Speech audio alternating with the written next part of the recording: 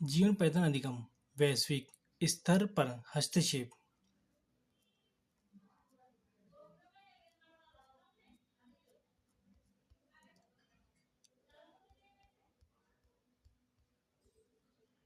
वैश्विक हस्तक्षेप का संदर्भ कुछ पहलू। इस बार काफी सामाजिक आर्थिक और तकनीकी परिवर्तन और अंतर्राष्ट्रीय परिस्थिति आर्थिक संधावद और नव उदारवादी आर्थिक विकास ने आगे के विचार को जन्म दिया और 1946 की डेलस की रिपोर्ट जीवन पर्यटन अधिगम पर जोर देते हैं, यानी परिवर्तन शिक्षा को जीवन पर्यटन अधिगम से बदल दिया गया। इस प्रतिस्थापना में ज्ञान कर्तव्य, ज्ञान अर्थव्यवस्था और ज्ञान समाज के विचार थे। आर्थिक विकास और संकल्प घरेलू उत्पादन में वृद्धि के समाज लाभ और आय और सामाजिक गतिशील में वृद्धि के संदर्भ में व्यक्तिगत लाभ दोनों के लिए निवेश के रूप में शिक्षा से संबंधित आर्थिक तत्कर्वृत्ति की और जीवन पर्यटन अधिगम की मुद्रा में बदलाव आया। शैक्षिक प्रवचन में पिछले कुछ वर्ष में शिक्षा से अधिगम और शिक्षा केंद्र उपागम से अधिक के लिए अधिगमर्थी केंद्रीय उपागम के साथ साथ व्यक्ति शिक्षा और अपने अधिगम के लिए खुद की जिम्मेदारी के और धीरे धीरे बदलाव आए। यह बदलाव यह भी बताता है कि शिक्षा के अधिकारों के प्रति राज्यों की जिम्मेदारी बाजार द्वारा निर्धारित ज्ञान श्रमिकी की मांग और आपूर्ति की ओर खिसक जाता है। दूसरे शब्दों में लैंगिक लर्निफिकेशन फिक्शन के रूप में बीएट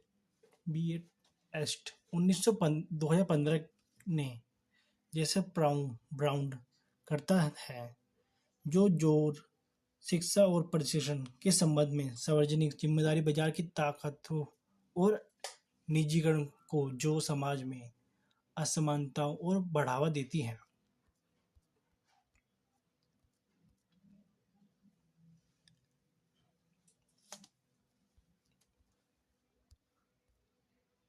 इसलिए यह आश्चर्य की बात नहीं है कि पहले महानिदेशक बेटेन थे। स्थानीय यूनेस्को कार्यकर्ता की साइट फ्रांस में थी और यूनेस्को संविधान अमेरिका द्वारा लिखा गया था द्वारा शिक्षा के संबंधी मंत्रालय को सम्मेलन केमी, जिसका इस संगठन को शुरू यूनेस्को संयुक्त राष्ट्र शैक्षिक और सांस्कृतिक संगठन के रूप में माना था। 1945 के संस्थापक सम्मेलन में यूनेस्को, जिसमें वैज्ञानिक शब्द जोड़ा गया था को जटिल हस्तलेख एक ब्रिटिश पहले महानिदेशक द्वारा एक धक्का मिला।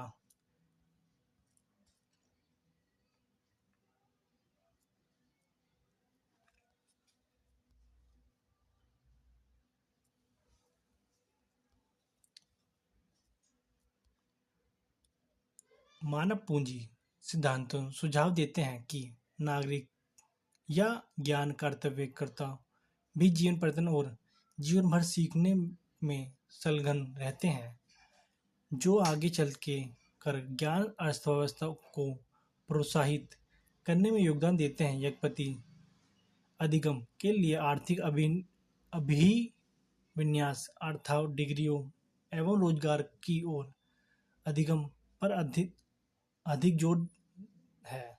हालांकि व्यक्ति और सामाजिक विकास के लिए अधिगम पर जोर विचार किया जाता है। व्यक्ति ज्ञान वैश्विक ज्ञान समाज में योगदान देते हैं, जो विकास और कल्याण की रूपरेखाओं हैं।